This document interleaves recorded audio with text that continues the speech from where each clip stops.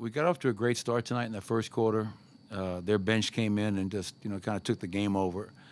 And I think around like 4 minutes to go in that second quarter, I said, is this 14-point lead going to 20 and it's good night, or are we going to hang around and fight and not give up, not let go of that rope? Nicola gets his fifth foul 1 minute in. I thought DeAndre Jordan was great. Plays 11 straight in that third. Really key minutes. And everybody else stepped up. I thought Aaron Gordon what a complete game he has. 18 points, 16 rebounds, 6 assists. KCP got going in that third quarter, fourth quarter. But we defended. I mean, like in the second half, they shot 41 from the field. Second half, they were 5 of 21 from three. I think in that fourth quarter, 2 of 12.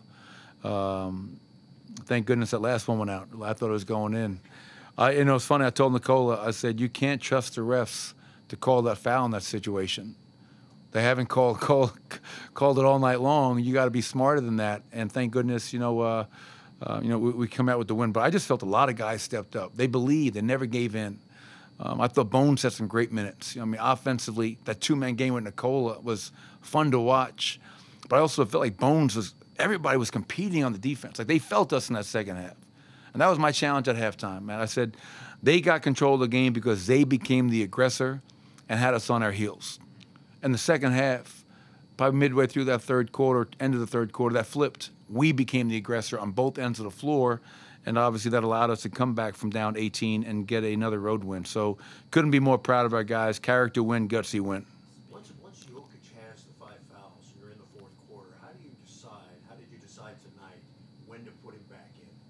Well, I knew I couldn't wait too much longer because then he's been sitting for real time, like 45 minutes. And it's tough to tell a guy that's been sitting for 45 minutes, all right, now come in and win the game for us. It's my fault. I left him in the first half when he had 3. He's usually very, very trustworthy. I have to go back and look at the film to see a couple of those 4 fouls in the first half. I didn't agree with him at the time, but we'll watch the film and see what was there. So just getting him in early in that fourth quarter because, he's our guy.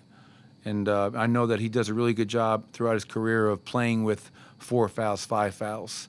And thank goodness he was able to do that again tonight. But just a true team win. Was there ever a point in any of the huddles where you felt like you really had to convince the guys that there was still a chance?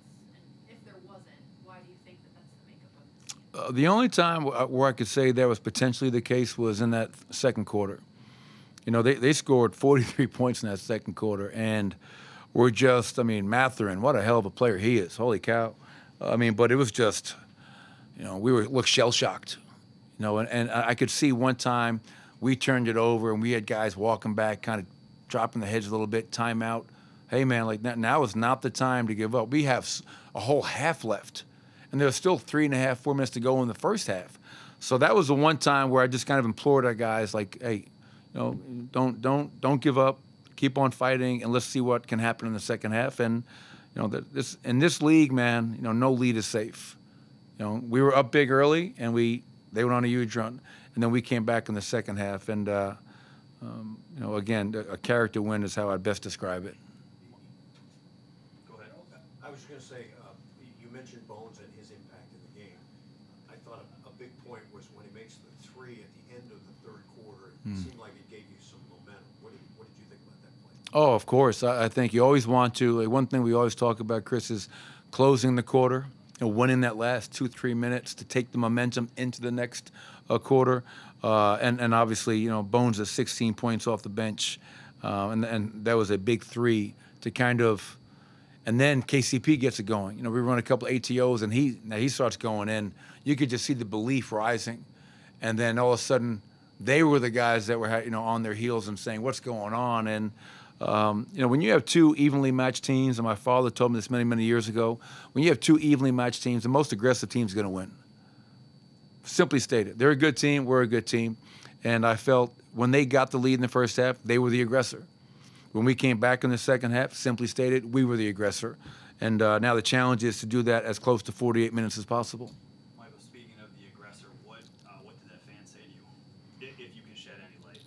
No, he was just a little bit too aggressive and in my face, and I don't react kindly to that, partner. Appreciate everybody.